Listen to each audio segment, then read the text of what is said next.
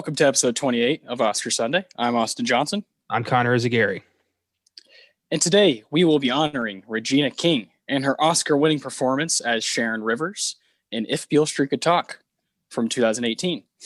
Written and directed by Barry Jenkins, Beale Street was nominated for Best Adapted Screenplay, Best Score at the 91st Academy Awards, while Regina King got the win over Amy Adams, Marina de Tavera, Emma Stone, and Rachel Weisz for Best Supporting Actors. Connor and I actually got to see this film at the Bijou here in San Antonio a couple years ago. That's weird to think about. Yeah, this new normal, like going to the movies just, as a casual thing, really does seem so long ago. It's fucked up. Yeah, the Bijou is a lovely theater, St. Ticos owned, and is connected to a mall here in San Antonio. And I've been going there since 2014, and it typically shows films like this, right? That aren't going to get the huge box office numbers. So seeing Beale Street in theaters was a treat, and it was just you and I, and we had a little date, and it was it's a lovely film. It's one that I feel pretty intensely about. I much by James Baldwin. Barry Jenkins adapts it and does it wonderfully. Wonderful homage to James Baldwin as an artist. And of course, at the end of the film, after the credits, before they start rolling, it says "For Jimmy." And it's very cool to see all of that unfold, as I'm a big fan of of Baldwin and Barry Jenkins. Barry Jenkins, of course, is the writer-director of Moonlight, Best Picture winner from 2016. The guy's a rock star, and I can't wait to see what he does next. But Connor, how do you feel about Beale Street as a couple years have passed now? Well, when I did see it initially, I knew nothing about it. I wasn't going to see it until you invited me to see it. And I thought, hell, why not? I never pass up a movie. And I thought it was good, but I haven't really thought about it since I saw it. It was a movie that was good, but didn't really stick with me. And I don't know if that's just me or like whatever, but it probably is just me, because I have nothing to like connect me to this movie, really. Yeah, that's totally fair. I've never read James Baldwin. I don't have that kind of life experience. To me, it was just a movie. But I understand why people would, resonate with this. There is a lot to take away from this movie. But personally, I didn't really take away much.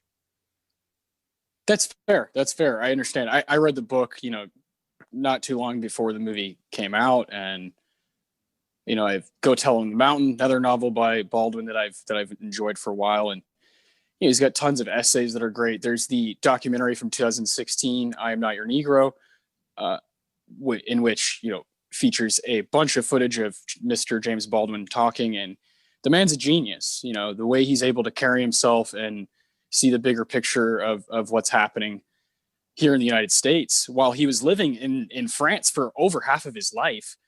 His awareness is on a different level, man. And I'm really glad. I know you got to see that documentary. What'd you think of that one? That documentary really pissed me off. And I wish that I had watched that before I saw Beale Street the first time, because I watched Beale Street the day after I watched this, and holy shit, it really does paint this story in a new light. Now that I understand who James Baldwin was and what his struggle was, I understood it a lot more. I connected with it a bit more. So it definitely, if you're gonna watch If Beale Street Could Talk with no prior knowledge, pair it with this doc. They're both they're both on Hulu.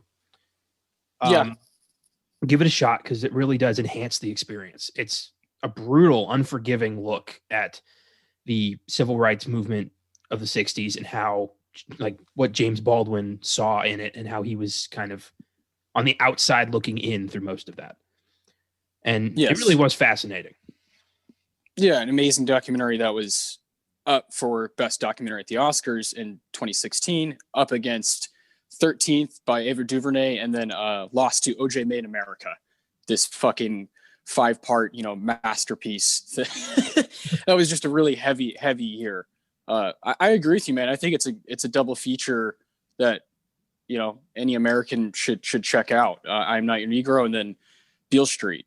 because it's very hard to adapt Baldwin's work to the screen. The way he writes is unlike anybody else, and Barry Jenkins is the guy to do it. A guy who's in his prime right now, is just about 40 years old and coming off winning a Best Picture with Moonlight and all kinds of praise for that film. And I think it's just a wonderful time what's happening, what can happen in film. We have yet to highlight a film as black as this one here on Oscar Sunday. And we know what we're fucking with here. We know that the Oscars are not fair. We know this. That's why every fucking person of color that has one is going to get their own episode. You can bet every fucking dollar in your pocket on that, and that's why we're starting here with Regina King, because she, quite frankly, gives my favorite, as far as the black females to win, she gives my favorite performance of all time, of the winners. And we're going to talk about those later. We're going to talk a lot about Beale Street, give some awards out. But I do want to talk about Regina King, man. I think she's been overlooked her entire career, starting, going way back to, fucking Friday, 1995. I just want to talk about, bounce around her filmography a little bit before we go back to the Beale Street world. Do you have anything that kind of stands out to you? I know you're a Friday fan. I am a Friday fan, but admittedly, Regina King has never really stood out to me. And I don't know if it's because I've never really been looking for her or I just haven't seen enough of her work, but she's an actress who I've never really noticed. And I don't think I'm alone in that. No, you're not, man. No, I think this episode, I chose her on purpose. There's Viola Davis was someone we thought about, right? That we love, that we want to honor in the future. There's plenty of women.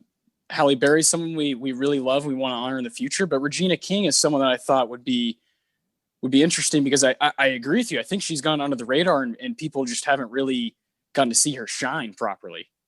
And she's just now, especially in the TV world, getting her fucking due, man. This woman is talented as hell. She's almost 50 years old now, and it is just a stellar performer. So I'll go through her first. Her debut is Boys in the Hood. Come on.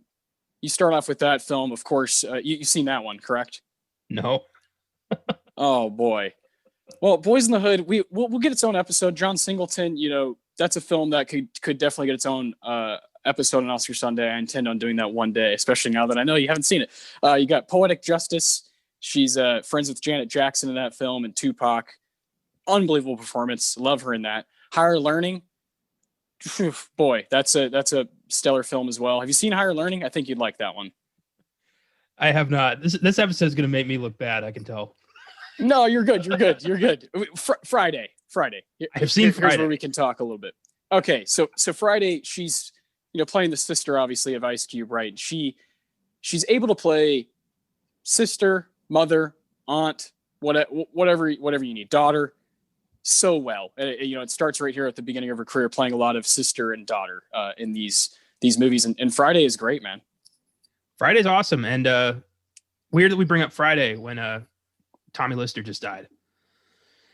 Of course, we have to bring that up. Debo, legendary performance in that film, and just sucks anytime you see shit like that. I mean, we were just talking about Dark Knight. He's in that shit too. He just kind of bounced around all over the place. The guy sucks, man. Yeah, had to be brought up here when we bring up Friday, of course. 2 weeks ago, we just did The Fifth Element. Like, it's the weirdest timing.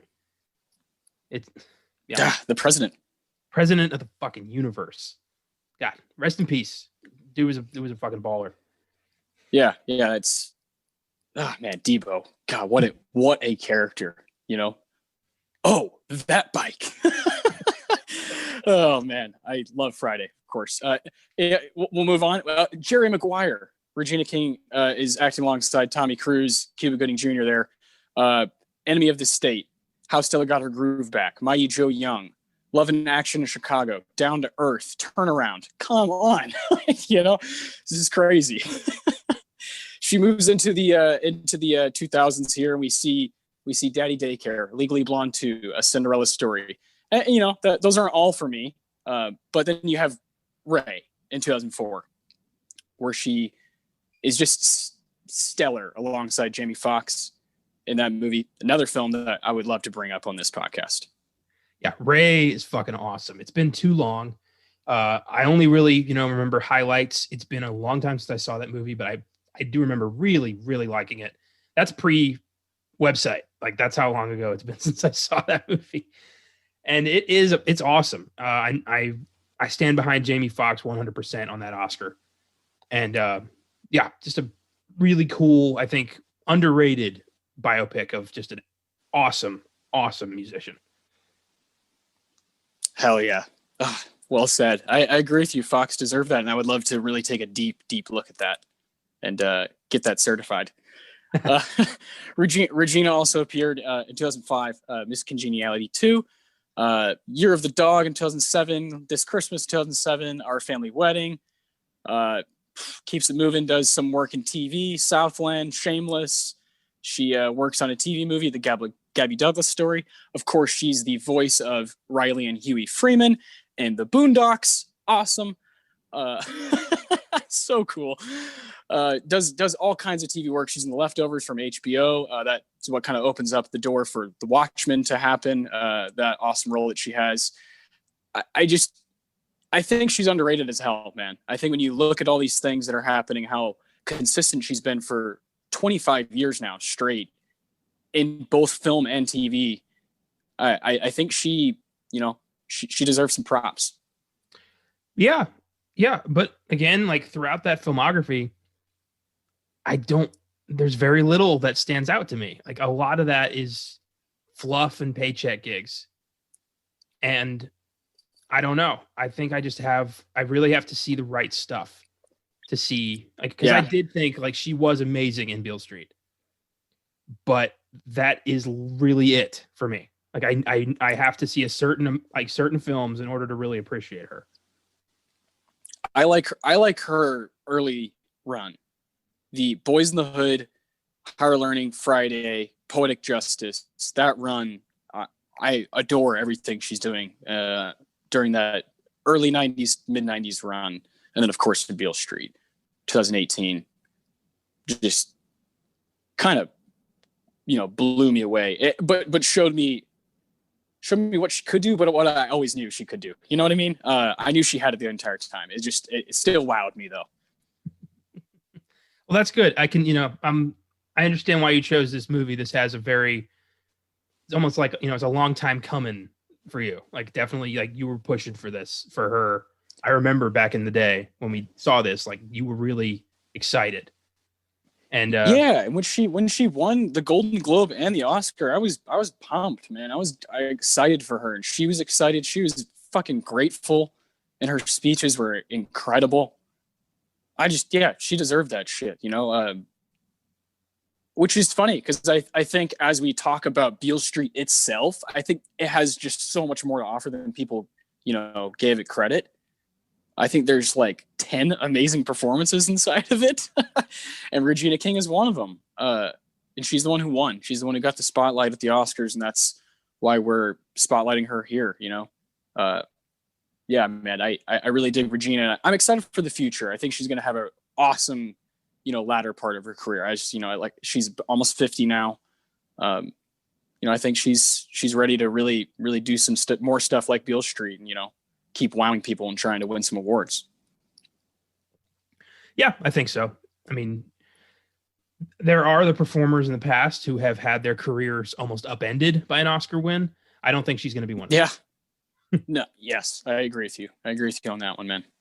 Well, Beale Street has the three nominations altogether. Of course, Regina wins. I want to talk about the other two because we have some say here. We've seen these films. Yes, we have. This is 2018. You and I were seeing a lot of movies together. We were working at Alma Drafthouse during a good chunk of that year. We both actually left later in 2018, but that's when we really started to figure out what we wanted to do with the podcast together. This is a really fun time. I'll fondly remember all of these movies, Vice and Roma and The Favorite, just seeing them in theaters and having a blast. Yeah, hell yeah. I mean, those were the days back when, everything was fine. When the movie industry was booming and we were, just starting to put this together. And yeah, those were the days. We've grown so much as movie fans since then. Like everything we've seen since then has really changed us, I think. Yeah, I mean, since then, things have, I would say, changed drastically for both of us as movie fans. Like our hunger and taste has just broadened, and we kind of don't have don't have a specific thing we want each time. We're just going for it, just trying to consume different things and be surprised. That's kind of how we've had fun that way. Yeah, absolutely.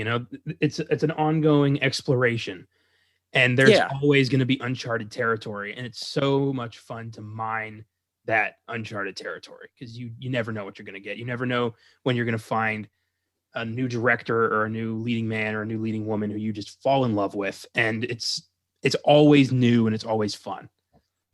Yeah, man, so cool. I love it. And this is cool because there's actually a couple films here that I don't think we've ever talked about on Oscar Sunday, with the best original score. Yes, this is a cool group. This is a neat group. Yes, best original score. We have Mark Shaman for Mary Poppins Returns, Alexandre Desplat for Isle of Dogs, Nicholas Bertel for If Beale Street Could Talk, Terrence Blanchard for Black Klansman, and the winner, Ludwig Göransson for Black Panther. I have not seen Isle of Dogs, but I have seen the other four. And as beautiful and really kind of haunting as Nicholas Bertel's score is for this movie, I do give it to Black Panther. I can't argue with this. And of course, we got to talk about Black Panther, in depth on an episode after Chadwick passed away. And rest in peace to the King, man. All this Marvel news, I feel like he's somewhere applauding that shit. Yeah, I don't think anyone can really say that this is wrong. Ludwig and what's going on in Black Panther altogether with the score it's superb, and it's possibly the best part of the entire film. So totally get it. As far as what we're talking about here with Beale Street, Nicholas Bertel is a very gifted composer who's going to be around for a long time. He also worked on Moonlight, and he does the famous Succession, the HBO show Succession theme song. That is just, it fucking slaps. Yeah. And he's got kind of a weird, he's got a weird, sense for sounds that when you look at the guy, you wouldn't think that he would know how to get these sounds to make sense with what's happening on the screen. And that's kind of how I feel about Ludwig, right? This long-haired white dude is just, I think he's from Sweden. Is just like this genius composer and is able to connect and listen and apply the sounds. And that's what Nicholas Bertel does as well. And this is a good group. Isle of Dogs, you got to see. I think you'll really enjoy that movie. I think it'll be one of your favorite Wes Anderson movies. Mainly because of the voice cast. Jesus Christ. You got your boy Bryan Cranston and Jeff Goldblum. Come on. Edward Norton. Yikes. Bill Murray. Again, you can't argue with it. Mary Poppins, though, I remember you really digging that movie. Well, or am I mistaken? Am I thinking of a different one? I thought you really dug this in theaters. It was good. It was very good, but I haven't watched it since I saw it at the movies. It's a very forgettable. And one and done. Yeah. It's good, but the shadow of Mary Poppins 1964 is looming over it like a goddamn hurricane. It never has a chance to be its own movie. It sacrifices a great opportunity for a Julie Andrews cameo at the end. We get Angela Lansbury, but it's not the same. And it just feels like it's trying too hard, but it is entertaining. I'd say it's forgettable too. This came out while we were working, and I remember seeing it just kind of like on a random Tuesday or something, and I was this is cute, but I don't know. Yeah, not totally for me. Black Klansman, Terrence Blanchard. This guy, we've talked about Terrence before when we talked about Defy Bloods, because Terrence is a guy who has worked with Spike Lee, numerous times, and just he totally understands the meaning of a classic score. The way he's able to use the brass instruments, similar to what Nicholas Britell is doing in Beale Street. It just feels nice, feels right when you're in the theater, surround sound, and you got all those strings and all those horns going around you. It's just perfect. It's surreal. Black Klansman was such a satisfying movie. It's such a bitchin' adventure almost. Yeah. And it's one I very much would like to spotlight on this show in the near future. Of course. Yeah, we can always do Spike anytime. Anytime you want to do Spike, and we can always throw a Spike movie onto Filmgazm if you want. Oh man, yeah, this is a cool group. I'm very glad Britell got in there, but Ludwig's doing special stuff. Let's talk about the screenplay. All right, best adapted screenplay. This is another very interesting bunch. We have A Star Is Born, If Beale Street Could Talk, Can You Ever Forgive Me, The Ballad of Buster Scruggs, and the winner, Black Klansman. Spike Lee finally taking home gold for the first time in his career. It's a big moment. And yeah, hard to argue with that. He really did kill it on the Black Klansman screenplay. That movie is a very strongly written film. And the only one I kind of don't really... I haven't seen Can You Ever Forgive Me? I've heard great things. I think Bradley Cooper did a great job with A Star Is Born, making it his own. And Buster Scruggs, I think it's odd that that's here. Yeah, that is definitely the odd one in this group. You think that's the only anthology movie to ever be here, in the screenplay category? It's got to be. That would be a fascinating, just little half-assed research. Just kind of scroll through, because I that's a great question. I've never really thought about that. Yeah, there's one thing we fucking excel at. It's half-assed research. Fucking A, yeah. Yeah. Can you ever forgive me? I do think you'd like Nicole. Never known how to properly say her name. Holofcener? I'm not sure. But I finally watched some of her films not that long ago.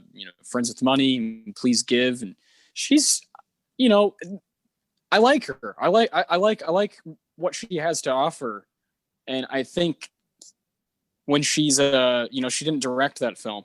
I think when she's working on just the script and maybe has someone to work with, I really like Can You Ever Forgive Me? I think that'd be a cool one, because McCarthy was up for Best Actor, so I think that'd be a fun one to talk about one day on this show. Star Is Born, dude, man, just just such a heartbreaking adaptation of a film that's been made 4 times now. And from what I've seen, it has the strongest stuff to offer as far as the dialogue, because it's Cooper and Gaga just getting after it. It's incredible, man. But Klansman and the Spike Lee moment is so cool, right? Having him get this win later on in his career with these cats. It's cool. It's really cool to have that moment. This is such a fascinating group. Truly. And just to have that moment where, of all people, Samuel L. Jackson presents Spike Lee. Exactly. It's hard to not, it's hard to take that moment away. And I give this to Black Klansman. I think the Oscars were on point some of the time on this show. Yeah, no, I do think we're always going to shit talk the Oscars, but there are times, of course, when they put a certain group of 5 in there. There are times that they get it right within those 5, for sure. Yeah, I think so. But I know that you have particularly negative feelings towards this award show. Yes, the yeah, there's a couple. Actually, there's 3 or 4 that I have issues with. Yeah. We can talk about them. They don't really get touched here, so. One day, the best picture showdown of this award show is going to be fun. Will it be fun, or because I don't. Let me rephrase that. It'll be fun for me. No, I'll watch Vice, A Star Is Born, Roma, The Favorite, Black Klansman, and Black Panther. But Bohemian Rhapsody and Green Book they don't belong. They don't belong. I feel like we've been teasing that conversation for so long that one day we need to do that just to finally get that. Yeah. That's the thing, whenever we do, people know, how I feel. It's hard to hide it. I just don't really respect Green Book too much. I think Vigo and Mahershala are both doing great shit with what they got. Great shit. But I think it's a cheese fest most of the time, and I find a lot of it to be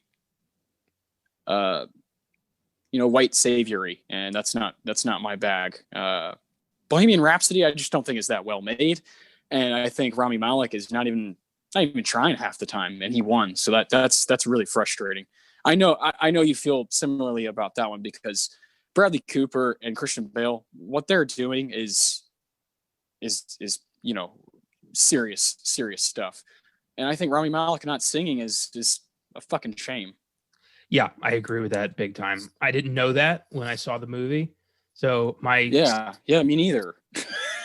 My score reflects knowledge I did not have at the time, so it may be time to reevaluate that and maybe give it a new review.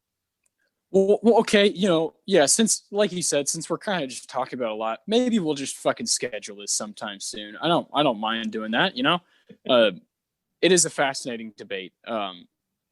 And it would be, maybe I should revisit Green Book. Maybe I should, because I watched it in theaters and I was like, don't know about this. And the fact that, like, everyone that, was walking out of the theater was, this is how a lot of theaters, are during the day, is 40 to 60-year-old white people at the theater, and they're all walking out like, that was nice, and you're like, oh God.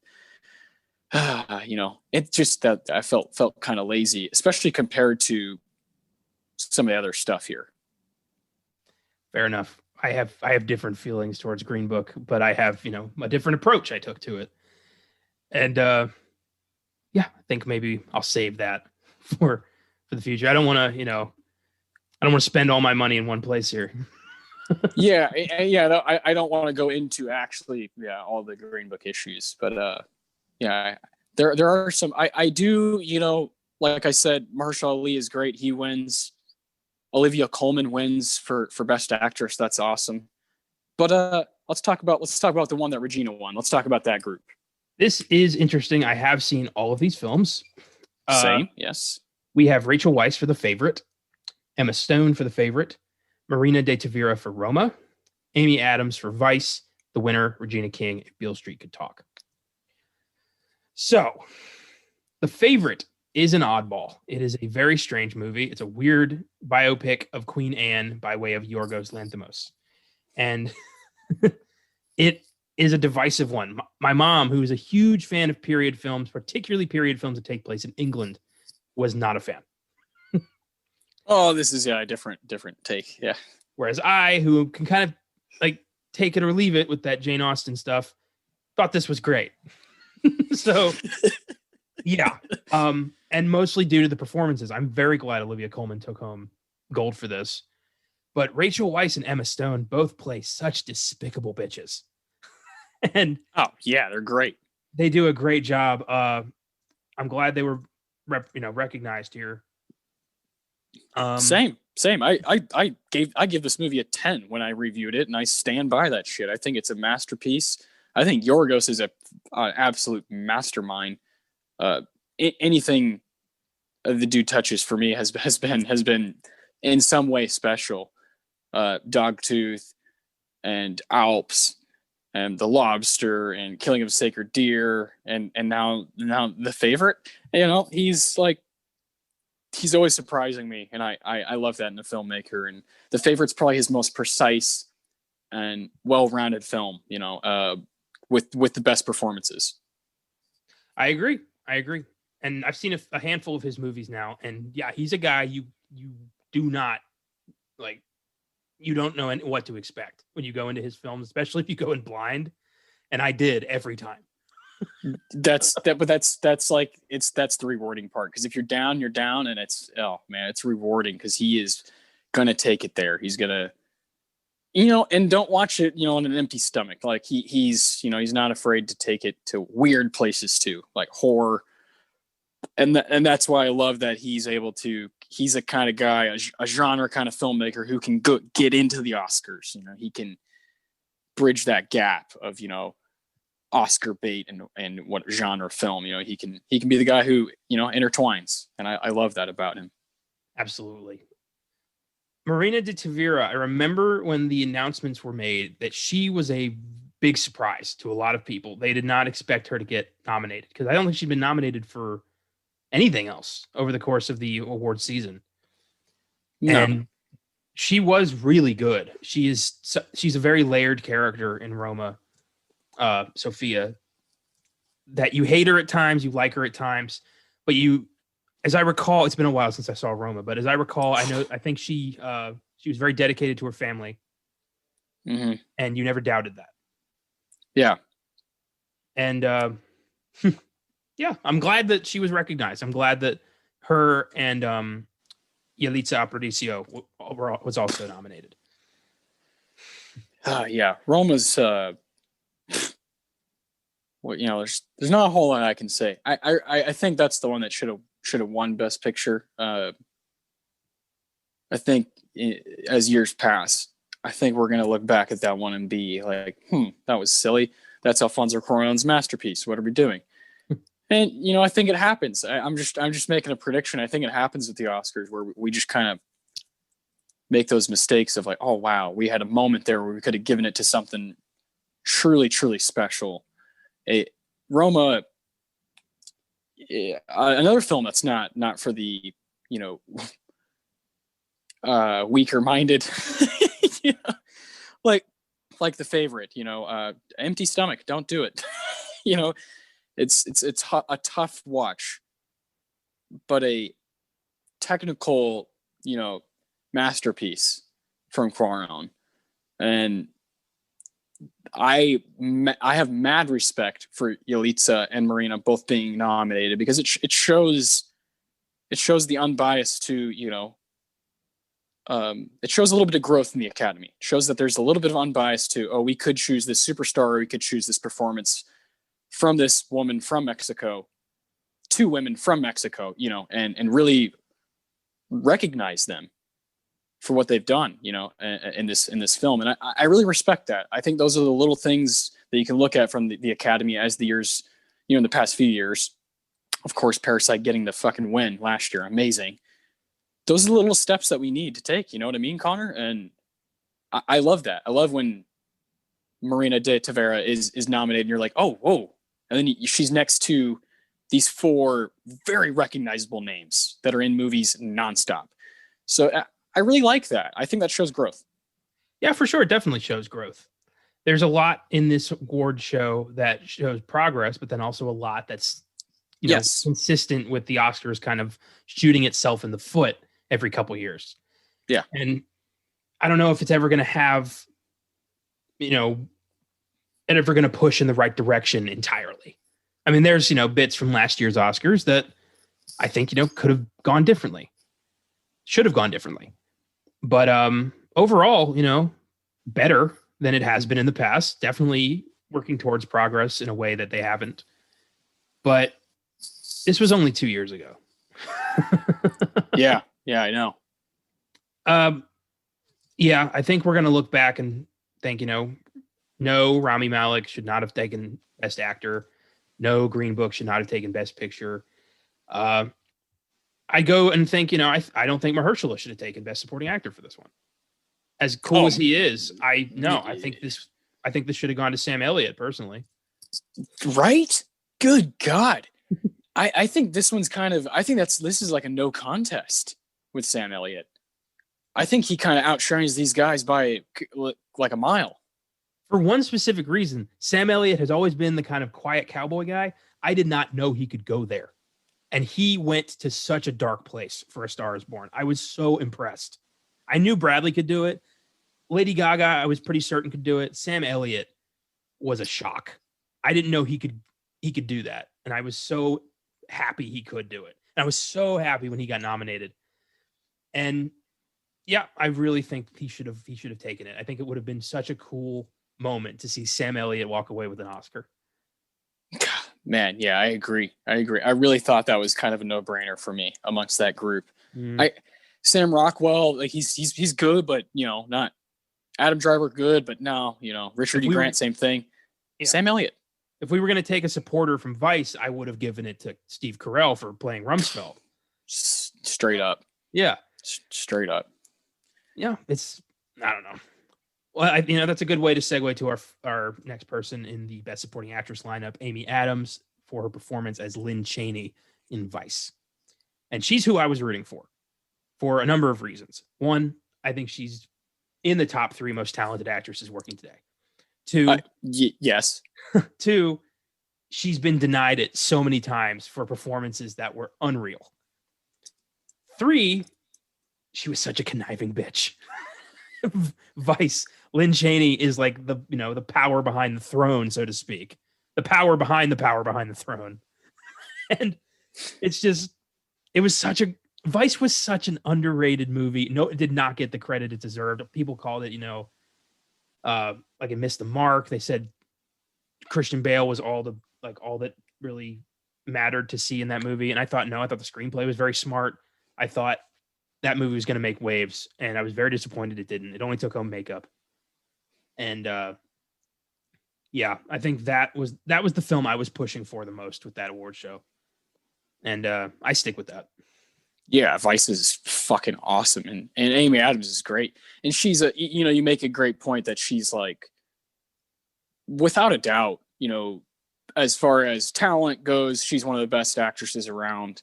And then if you just look at her pedigree with the Oscars, they would think the same thing. In 2006, Junebug, she's nominated. Doubt, she's nominated. The Fighter, she's nominated. The Master, she's nominated. American Hustle, she's nominated. And Vice, she's nominated. 6, but she's never won. Of those, what do you think is her best performance out of those? Probably The Master.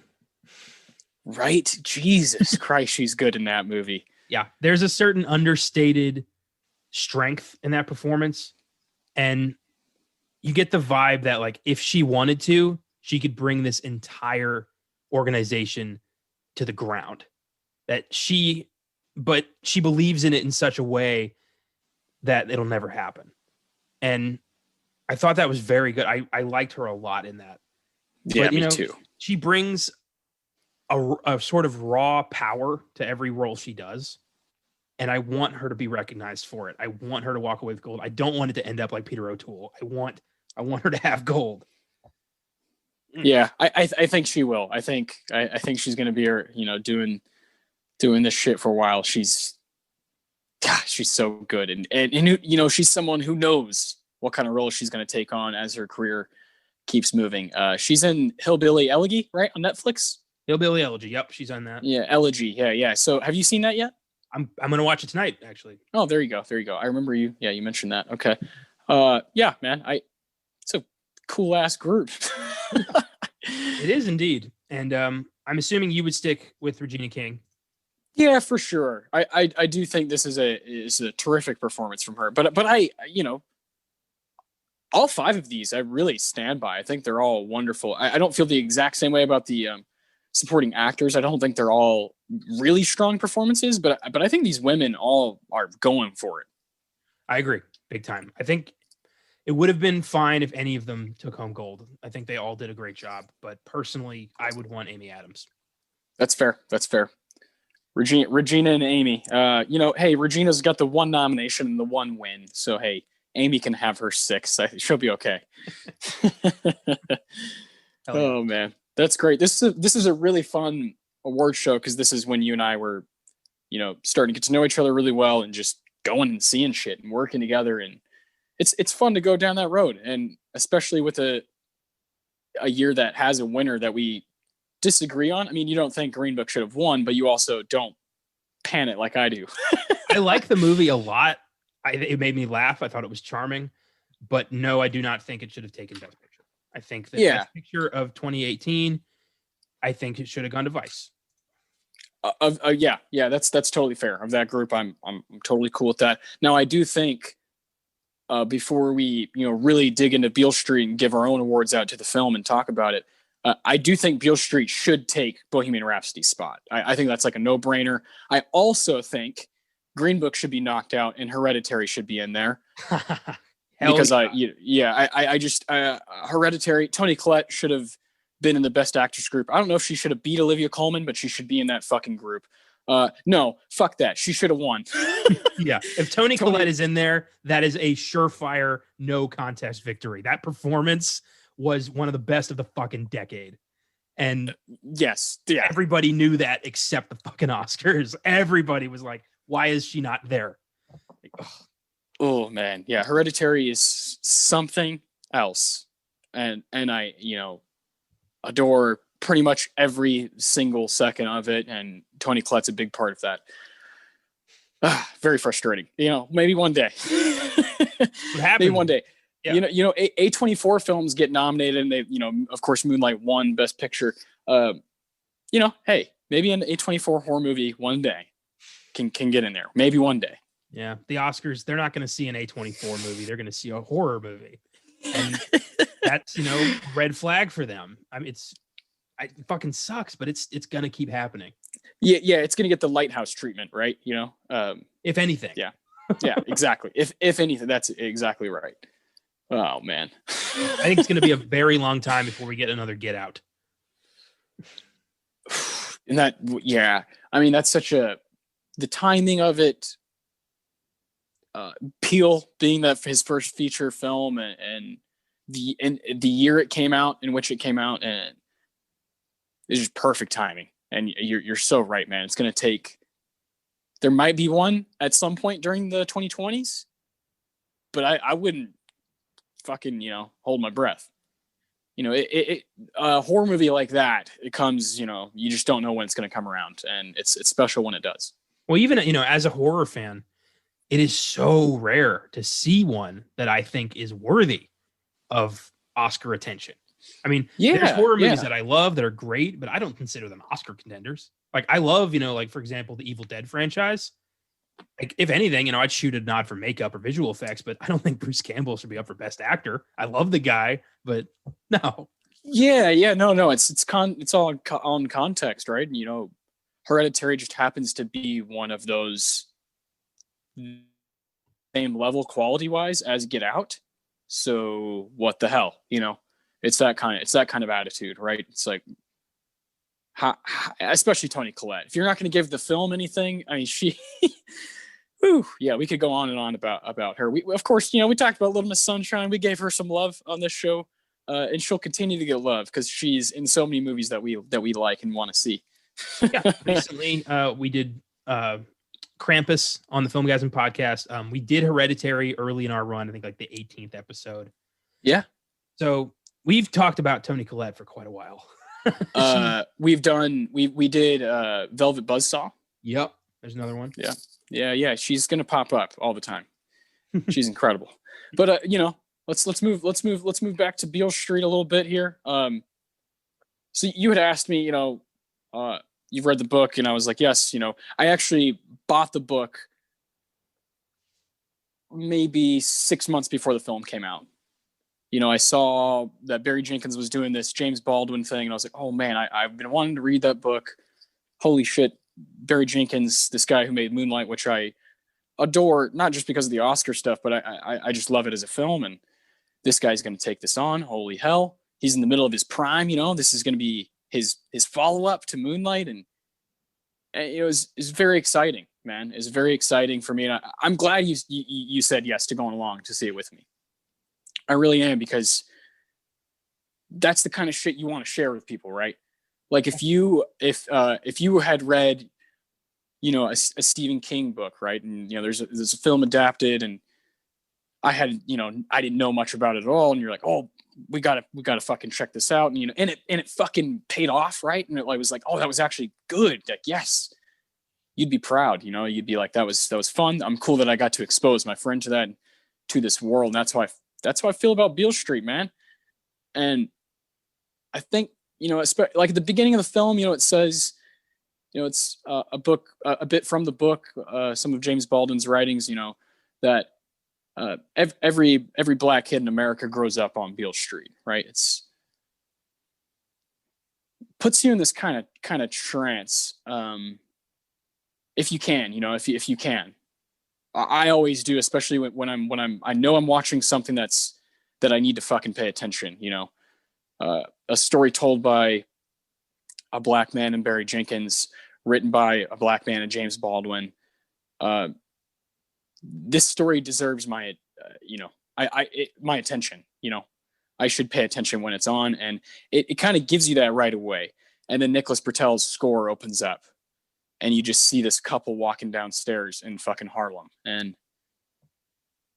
I get chills right now just thinking about it. It's just, that's a moment I'll really never forget. Just kind of that opening up to that and being like, this is what I should be doing. Of course, there's a lot of movies I want to watch. There's plenty of things that I watch for entertainment, but Beale Street's a story that I should watch, that I should consume, because it's gonna teach me a few things. And I'm really glad that I got to take you along for that ride. Absolutely, man. Thank you. It's I'm always, open to explore anything. I mean, again, another movie that was the same deal was The Farewell. I had no intentions of seeing that. I had know anything about it. Your invite made me think, all right. And it ended up being a beautiful, hilarious family drama that taught me a lot about the kind of Chinese heritage. So there are these films that escape my radar that don't escape yours. And there's movies that, don't escape my radar and you don't end up finding out about. So we help each other with that. And I like that a lot. Straight up, man. And especially this show has been kind of like a way that you and I have been forced to include one another in the journey. This is something that we're constantly talking about always. And I just, Beale Street's just one that I'll never forget, because whether or not I would have seen it by myself or not, you were there, man. And it was one of those films that I was like, damn, I'm really glad someone saw that with me. So I can say, remember when, this happened?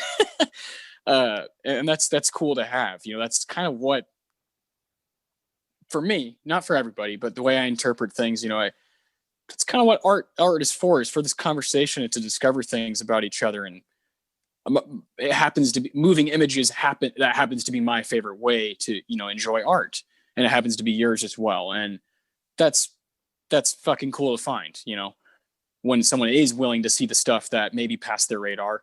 Oh my God, there's been so many movies that I wouldn't have seen, that because of Filmgazm, because of just who you are. I mean, you showed me Owning Mahoney, dude.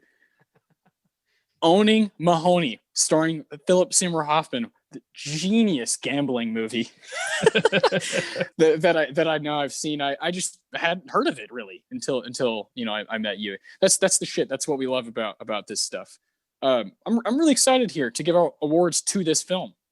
I'm going to let you start with your Tarantino. If this is your first time with us, thank you. We give awards out to the base film always. Of course, in this case, it's Beale Street. So we have the Tarantino for best line or quote. We have the Ennio Morricone for best music moment, which is going to be really tough this time.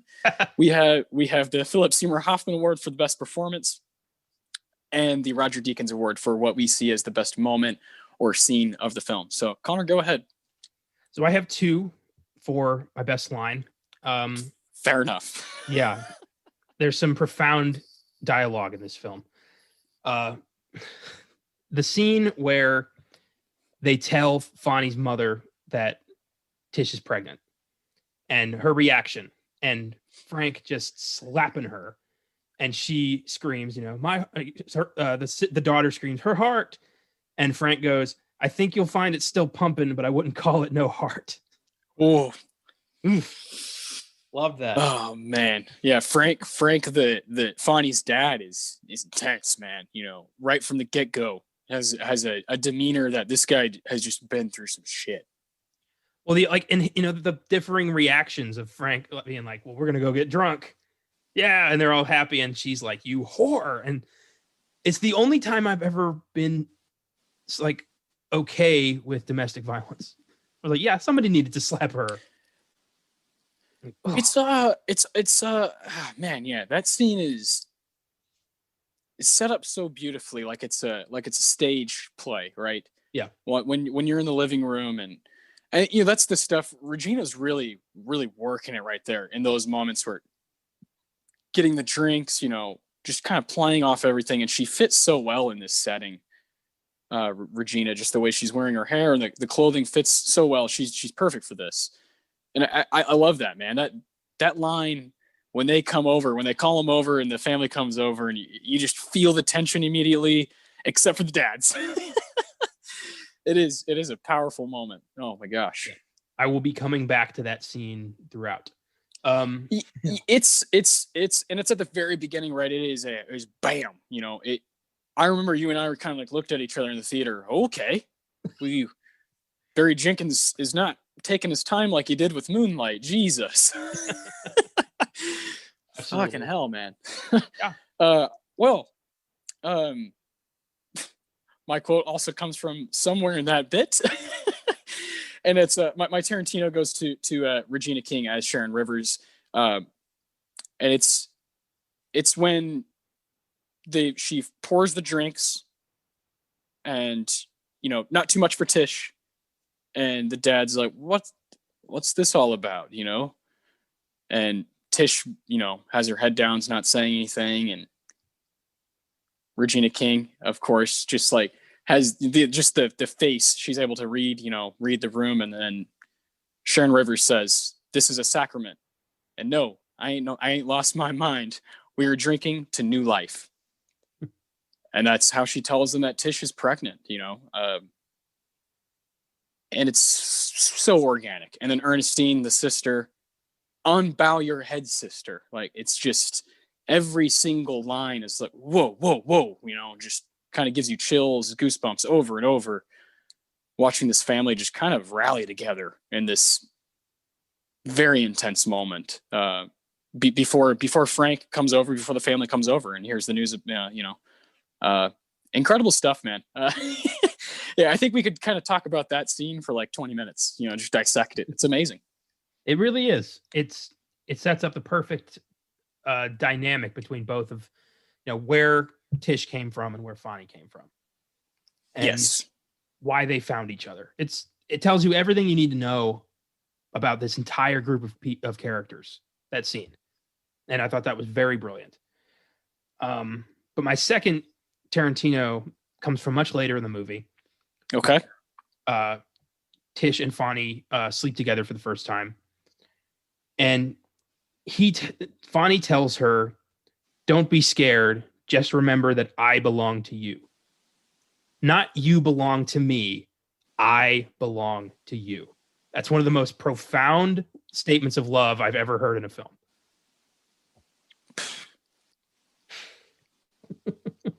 Damn. I was blown away. Yeah, I definitely thought about that one. You know, I had a few written down, and I don't even know how to describe, you know, what a brilliant lovemaking scene. You know, something that just doesn't get talked about enough in movies, you know, where we beat around the bush and we whatever get too timid, but this is art. This is life. This is love, you know, like in its purest form right here is these two people just breaking their walls down. And when he says that, oh man, I'm like, Brianna, I hope Willow finds a Fonny. God damn it, you know. Fonny's a wonderful character, and we haven't really talked about Stephan James much at all because he didn't get any love whatsoever as this movie came out, because there's just so many wonderful performances, but he really is so necessary what he's doing in it, and you believe everything he's doing, man. He's incredible. Incredible quote, man. Yeah, you brought me to tears there with that one. That one's hard to talk about. It's one of those moments that kind of creates the movie. Yeah, definitely. It tells you, it's another moment that sets up all you need to know. There's so much is told through so little, and I really appreciate that. This movie knows its audience. It doesn't spoon feed you anything. It lets you kind of make your own assumption about these people. And I like when movies do that. I like when movies lead you there without, a trail of breadcrumbs. So I'll give it props for that. Hell yeah, man. That's cool. I think that's one of the best aspects of the book to film is that James Baldwin is so good, so skilled at writing about two people feeling some way about one another. And there's moments in the book where I would just be brought to just like gushing tears, because of moments like that where Fonny is just all about her. He is all about Tish, 100%. I mean, he says it, in the movie. He says, I got my Weddle and I got Tish. That's it. That's all I need. Just want to work on my sculptures and my art and hang out with Tish. So it's incredible, inspiring. Yes, absolutely. That's the best word to describe it. Inspiring. Ah, man. Well, that's just the Tarantino. You can do it. I believe in you. Well, the Ennio, I think, is actually just as difficult to pick. Yeah. What did you go with here? Did you get to narrow it down to one? I did. I had it. It changed several times, but once I knew I had it, I knew I had it, and it's the bit on the soundtrack. It's called Arrows. Yes. Oh my God, I know exactly. Yeah. And it's the music playing when Fonny brings Tish back to his apartment for the first time, and it transcends the movie. It's a score that literally, I believe, is the soundtrack to love itself. It is so mind-blowing. It really is ethereal. It made me kind of reflect on all the major relationships of my life. I had this moment of wow, so that's what it feels like. It was really amazing. Oh man, yeah, that's pretty wild. You know what's crazy? I kind of felt a little bit the same way about this score. How it just kind of breaks you down, forces you to confront some stuff and reflect. And I looked up, I noticed some of the titles in the score, and some of them are Greek. I was like, okay, what's this about? And Bertel and Jenkins, for some of the titles, chose ancient Greek words that represent love, like agape. That's the one I chose. That's my Ennio. Agape is the song that's playing during the trailer. I really didn't know what to do here, man. The score is unbelievable. But agape means divine love. It's what the fuck, these guys really search for shit to they know what they're doing, man. They know what they're doing. And this score, I listen to the score all the time. All the time. I listen to Bertel, Moonlight, and Beale Street. I find them to be they've helped me become a better person. They've actually allowed me to sit and just think and reflect and actually think about maybe stuff I haven't done right, maybe ways I can progress and get better and learn and grow. And that's fucking nuts when music can do that to you. Music from a movie. And hats off to Bertel, man, for doing that with this one, because you're right, man. Arrows will, go through you. It's crazy. It is, yeah. I don't know what it is about that, but Bertel just captured the essence of love in that bit of score.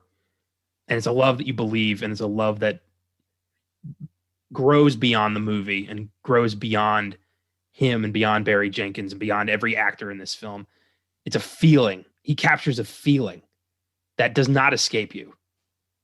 And that's rare. That is incredibly rare for any musician, let alone a film composer. Exactly. God, stellar stuff. I hope people go on Spotify or wherever, they Apple listen to music and check the score out, just go on a drive. Yeah, it'll make you think. It's crazy. Yeah, I knew that was, it's a profound score, so I knew we were gonna have to dig deep for that one. But this is one I've thought about all day, and I actually just chose maybe an hour before we started recording. The PSH. Yes. Philip Seymour Hoffman. Who won the movie, Connor? Well, this was, like you said, this was tough. There is, like, everyone is really giving their A game here. But I think there's one person who stands above everybody, and that is Kiki Layne. I love it. She plays Tish, our heroine, so to speak, a woman who is thrust into both the happiest and saddest moment of her life by, she's going to have a baby, but the man she loves is falsely accused of rape and imprisoned. And she handles this with such a understated strength that really, like, I think shows her as one of the strongest female protagonists of the decade. Really, I think she's so good at being as emotional as she needs to be. Like, she does what must be done the entire movie. She never compromises. She never sacrifices who she is or who Fonny is. She believes in their love and she fights for it. And I love that. I was entranced by her. I was very impressed. Ah, man, I love that. She's stunning, a gorgeous performer, and everything you pointed out is 100% correct. And neither her or Stephan James got much credit at all for what they're doing. But obviously they're kind of carrying the movie. It's a love story about these two people, and like you said, a guy who's wrongfully convicted and goes to prison, and that's what the movie's about. Is Tish is pregnant and they gotta deal with this shit. It's fucking really hard while the country they live in is fucking racist. Yeah. How about your man? What's his name? Ed Skrein or Ed Skrein? Is that Ed Skrein? Yeah. Yeah. Playing that fucking cop. Oh man. Yeah, it's surprisingly easy to find mean-looking white actors to play cops in films like this. And there's so many. There's so many young middle-aged white guys to choose from. Yeah. There's just like an evil that was so prevalent and accepted at that time. And it really, it's no wonder James Baldwin left the country. Yeah. He had the means. That's the unfortunate part. Most African Americans did not have the means. And I'm sure if they did, a lot of them would have left. Yeah. I was, throughout the whole Trump presidency, like, my family was thinking about it. And, there's certain times in this country where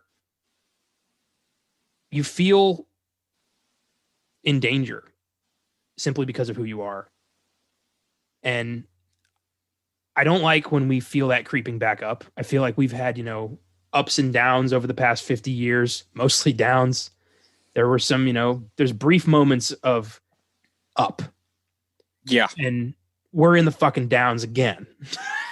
And this movie just kind of made me, scenes like that made me think about it. Like, what really in the past 50 years has changed? And that's sad. It's unfortunate, but, there's a lot that we still have to fucking work on when it comes to racial relations in this country. Yeah, 100%. When those things reflect something from 50, 60 years ago, reflects what's happening today. Yeah, it is. And film is a great way to make people aware of that, right? To tell stories, to give perspective, to enlighten people and share stuff. Otherwise, it's gonna be hard for people to learn. You have to share these stories, and I think Beale Street, is one of those where you can. It's very focused and has very specific moments where it's like that's right and that's wrong, and you should clearly pick the right side. And it's I love that Barry Jenkins did that, man. I really do. I think he could have done anything he wanted after Moonlight, and he chose to tell this story that probably needed to be told. And maybe not this specific one, but something like it. Well, like I said at the beginning of this episode, the first time I saw this movie, it did not resonate with me as much as I thought it would. I didn't have enough. I didn't have a lot to take away from it. But upon this second viewing, I had the documentary that I just watched. I have, people in my own family exploring their own cultural identity for the first time. So I have more in the tank watching this now, and I felt it. I did feel it, and I think that's very interesting. Some movies do take more than once to fully appreciate, and this was one of those for me. Yeah. Ah, man, it's so cool. But it doesn't really take more than one to appreciate Kiki Lane. True, very true. She's amazing. She's just kind of a rock star in this movie. I think she's going to have a really cool career. Oh boy, thought about this for a long time. I think the entire family does a great job. I think Tish's sister is great, Ernestine. Parents are great. Fonny's great. But there's not anybody quite like Daniel Carty, played by Brian Tyree Henry.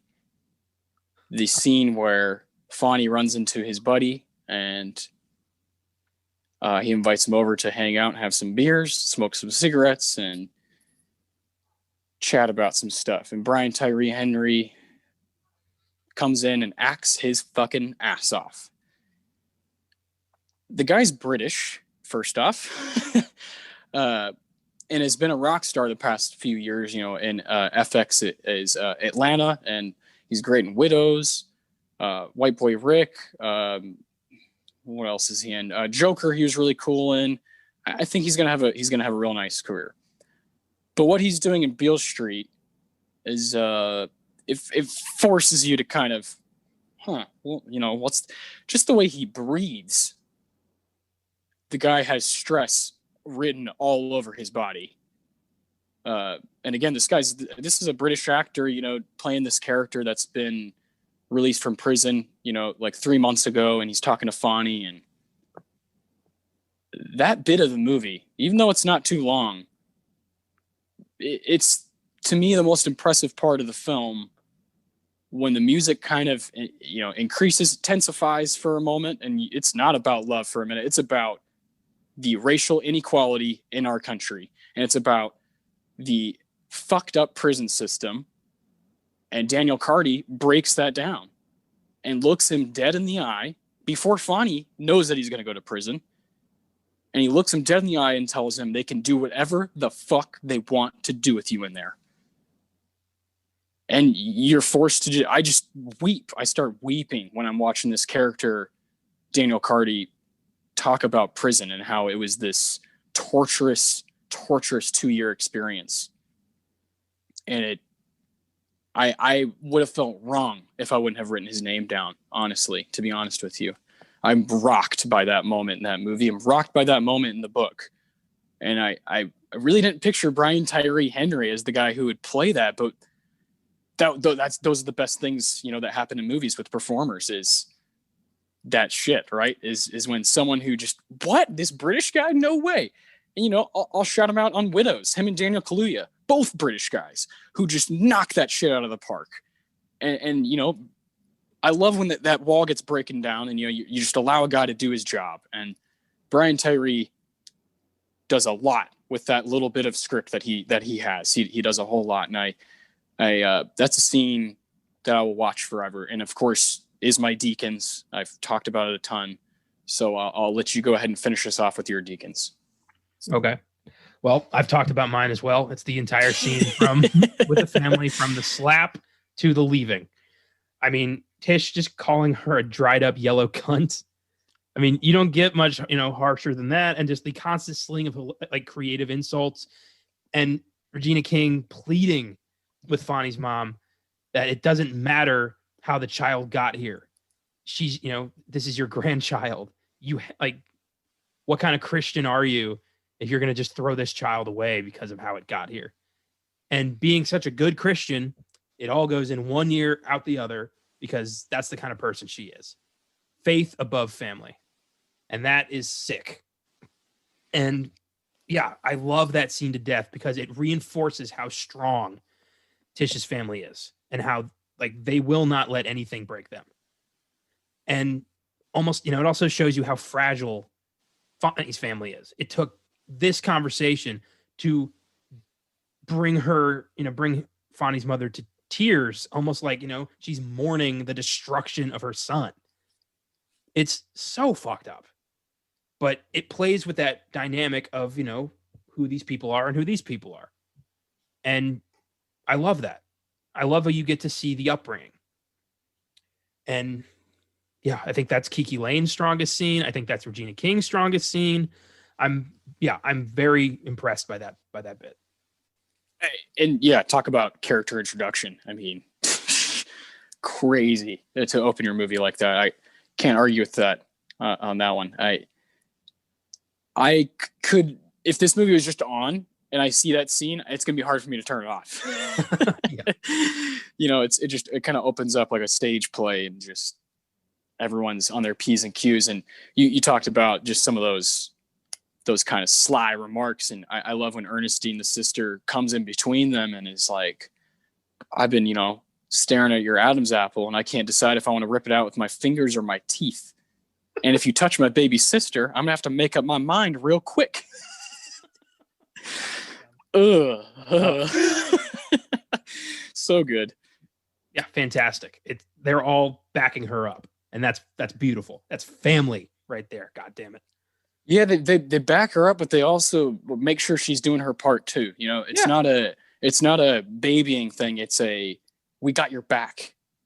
Do your part, we'll do ours. It's let's move as a unit. And oh man, talk about, another scene that I thought about that was really cool is the dads at the bar talking about how they're going to make this money. Oh man, when we were in the theater, I was like, oh, I kind of want to see that movie, a 2-hour movie just about them stealing money. I want to see that. Yeah. Amazing. But it's fucked up that's their first bet. Their first idea hustle. We got to hustle. We got to steal. It's the only way. And earlier in that scene when Fonny's mom asked who's going to raise this child, and Tish, without thinking, is like, I am. Like the mother and the father. The mother, yeah. Who's going to raise this child? Like that scene upset me so fucking much. But I'm so glad that they all just said, like, get the fuck out. Get your shit. Get the fuck out. Well, yeah, Regina King, she literally says, get your shit. And it's like, Regina King's been saying that for 30 years. And to hear her say it in that setting, in that environment, while acting her ass off, get your shit. Like, oh, she still has the Regina, that's still in her no matter what. And it's beautiful. I like to believe that she just fucking said that. Yeah. That's great. Like the only thing that would have made that better is if she yelled, bye Felicia, and closed the door. Yes. God, I love it. Love Regina. I love being able to talk about this film and her performance and all the performances in it. How about Dave Franco? Good Lord, as he's the Jewish like real estate guy, essentially landlord, and he's helping them get this. That's a really cool scene when Stephan James is doing a great bit of acting when he's like, hey, help me with this. They're picking stuff up, and he's just trying to make Tish feel more comfortable. It's really cool. Yeah, I was surprised to see Pedro Pascal as a Puerto Rican crime lord. Yeah, Diego Luna.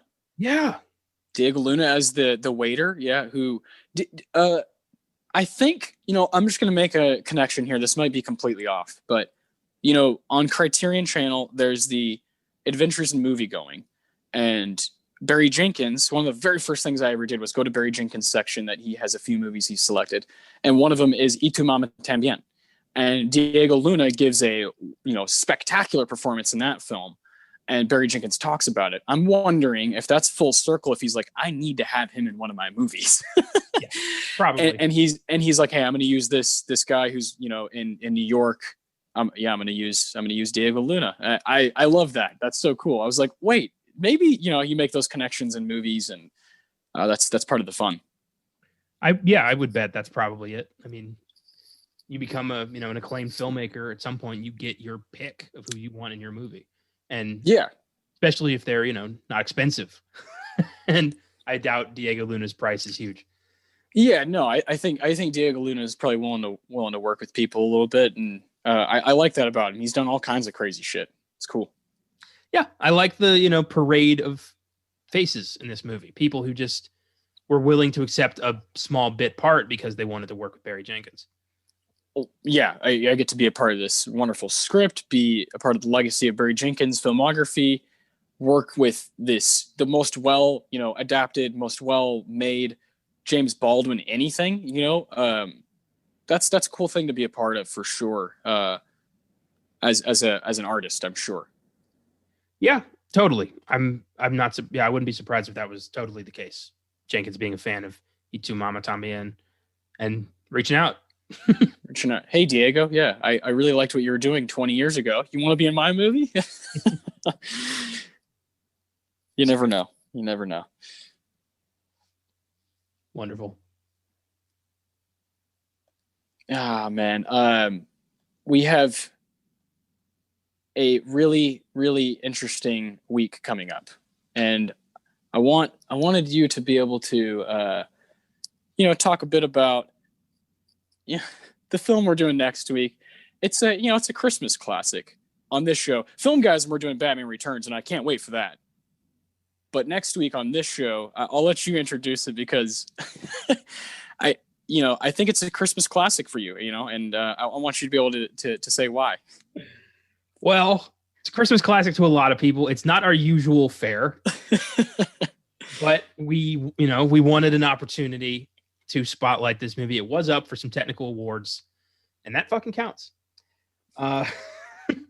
When terrorists seize Nakatomi Plaza, only one man can save Christmas, and that is NYPD Officer John McClane. In one of the greatest action movies of all time, 1988's Die Hard. Yes. Oh, man. So that's, if I'm not mistaken, that would be the 61st Academy Awards, which is when Rain Man won. But, of course, we're going to be diving in on Die Hard and talking about Die Hard because it's Christmas time. Because this will be the show the week of Christmas, right? So after that, Christmas will be over and we'll move on to other shit. But we want to do a Christmas-oriented movie on Oscar Sunday, at least one. So here we go. Yeah, and we could have done It's a Wonderful Life. We could have done The Bishop's Wife. We could have done Miracle on 34th Street. But we are 25-year-old dudes who wanted to talk about fucking Die Hard. Yes. I also, we could do Home Alone. That was up for an award. Scrooged was up for an award. Yeah, we got all kinds of shit. But yeah, to be able to do Batman Returns and Die Hard back to back this week is going to be a blast on the two shows. I can't wait. Yeah, super fucking psyched. And with that, let's talk about what happened this week in film because it was a monster week. so much. Obviously, Disney made a number of announcements this week regarding their film slate for the next roughly 10 years. And holy shit. We'll get to that. But first, there's two trailers I wanted to bring up. The first is a film called The Marksman, starring Liam Neeson as, get this, a Texas cowboy. And, great. Yeah, okay, sure. And he saves a kid from the cartel, and Border Patrol decides to take this kid across the country. The cartel does not like that, and they hunt him down. Basically, it is Taken in Texas. So, yeah. Maybe we'll do it on the sneak preview if it does get a release that we can access. Yeah, I'm not chasing that one down, yeah. The other one, though, I'm going to chase down to the ends of the earth, and that is Nobody. Oh, yeah, this looks great. Holy shit. Bob Odenkirk as an action star from the guys who did John Wick. Are you fucking kidding me? Sign me up. I don't really need to know anything else. It's that kind of shit. Yeah, and apparently, like, Odenkirk's been training for this for 2 years. Like, this movie was filmed almost in secret, and God, I love that. I love surprise, awesome shit. So cool. With that, no, I have one more non-Disney update. It's been announced that they are doing a biopic on the famous dance partnership of Fred Astaire and Ginger Rogers, currently titled Fred and Ginger. Jamie Bell is playing Fred Astaire. Margaret Qualley is playing Ginger Rogers. So, interesting cast. I'm sure it'll be fascinating. And now, let's get to the stuff I really want to talk about. And that is the Disney announcements. So, let's start with Spider-Man. Yes. Alfred Molina has joined the cast of Spider-Man 3 as Dr. Otto Octavius, reprising his role from 2004's Spider-Man 2. Holy shit. The implications of this are unbelievable to Spider-Man fans everywhere. Exactly. Yes. There's so many things that, so many theories already online of what could possibly happen. Yeah. With J.K. Simmons returning as J. Jonah Jameson and Jamie Foxx returning as Electro, and now Molina as Doc Ock, you have elements of various, not connected Spider-Man franchises now connected. So basically, like, Marvel is almost for sure doing a live action Spider-Verse movie. They just haven't said that. I've heard Tobey Maguire was seen being fitted for costumes somewhere. So I would not, it's not like he's got a lot going on right now. I think he's going to need this. And then Andrew Garfield, I'm sure is going to be game as well. I'm sure Marvel's willing to pay those guys whatever they want to make this happen. Oh man, so cool. The possibilities, it's kind of mind blowing, and we will be covering this as it kind of opens up, and we hear more. We'll always be talking about it on Sneak Preview and covering whatever we can. Yeah, and if you are unaware of what the Sneak Preview is, that is our upcoming show that's going to be covering new releases that premieres January 4th. If you want the full rundown on that, check out our Filmgazm on The Fifth Element, where we talked about that. More Spider-Man. Charlie Cox has apparently joined the cast, returning as Matt Murdock from the Daredevil series on Netflix. So, incredible. They had a deal with Netflix, which meant 2 years after cancellation, they cannot use the characters. 2 years is up. So, Daredevil, Jessica Jones, Iron Fist, Luke Cage, The Punisher, all up for grabs now. Incredible. And it looks like Marvel is taking advantage of this. So, goddamn, Kevin Feige, you're the fucking best. Like, to a comic geek who has gotten to see this unfold over the past 10 years, I like, holy shit, man. It's just getting better, and it's unbelievable. Yeah, he's one of the guys that's making it totally worth it. Unreal. More Marvel news. Michelle Pfeiffer is returning as Janet Van Dyne in Ant-Man and the Wasp: Quantumania. Paul Rudd, of course, returning. Michael Douglas. Evangeline Lilly. The villain has been confirmed as Kang the Conqueror, the time-traveling warlord, and more unbelievable implications for the future of the Marvel Universe. Catherine Newton is now playing Cassie Lang, Scott's daughter. So that'll be interesting. We recently saw her in Freaky. She was awesome. Rachel McAdams is returning to play Dr. Christine Palmer in Doctor Strange in the Multiverse of Madness.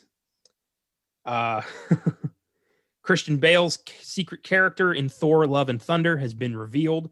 He's playing the villainous Gore the God Butcher. So, holy shit, my friends. Christian Bale playing a guy who, butchers gods, according to the job description. I know nothing about this character, but he sounds like a fucking badass, and I can't wait to see him go up against Thor. I can't wait to see Christian Bale go against Hemsworth. Yeah, I mean, that's awesome. And Jamie Alexander is also returning as Lady Sif, and the Guardians of the Galaxy are making an appearance as well. So this movie's going to be fucking crazy. Bonkers. And I'm only covering the movie stuff. There's a whole bunch of TV stuff, the Loki trailer, the Falcon and the Winter Soldier trailer. That's TV. That's not our realm. So I'm leaving that aside. Check that out on your own. Sorry. Yeah. Too much. We would be here all day. Marvel officially announced the Fantastic Four is in the works with Spider-Man Homecoming and Far From Home director John Watts helming it. So he's already proven he can balance superhero action with awesome comedy. I think the perfect guy to helm a Fantastic Four movie. Can't wait. Yeah, no, it's finally gonna work. Finally. Yeah, fine. Yeah, 4 unbelievably shitty Fantastic Fours, one of which has never been officially released. And it's just been downhill from there. That's even fucking possible. Disney announced they will not be recasting Chadwick Boseman in Black Panther 2. It will instead be focusing on the greater world of Wakanda and expanding the characters of the country. And Ryan Coogler is returning to direct that. Apart from Chadwick Boseman's unfortunate passing, the rest of the cast is returning as well. Very exciting. Yeah, extremely exciting and mad respect for that. Yeah. Bittersweet, but that movie, because of what happened, that could be the movie that breaks Avengers Endgame's record. It very well could. You're right. Assuming we get the theaters back. Well, yeah, that's we're thinking with yeah. I'm thinking, with 2023 eyes here, not 2020. Yeah, yes, exactly. Perhaps the strangest announcement, I don't think anybody was expecting this. Pixar is doing a Buzz Lightyear prequel movie focusing on the character's years at Star Command Academy. It's called Lightyear. Chris Evans is replacing Tim Allen as the voice of the character. And it's not Buzz Lightyear as a toy, it's Buzz Lightyear as a space ranger, like the character that the toy in Toy Story is based on. It's a very weird way to do this, but very interesting. Yeah, I mean, I'm in. I'll see it. It's Chris Evans or Chris Pratt? Which one is it? Chris Evans. Oh, sweet. That's awesome. Yeah, Captain America is Buzz Lightyear now. Yeah. He moved on from one franchise to another. Yep, to infinity and beyond. So, and then finally, Wonder Woman director Patty Jenkins has announced that she is helming Star Wars Rogue Squadron, a movie that's going to focus on the X-Wing pilots of the Star Wars franchise. Who knows when the timeline will be, if this will be, mid-Empire or post-Empire. I don't know. But it's coming out in 2023. It's basically going to be Star Wars Top Gun. So, fuck yeah.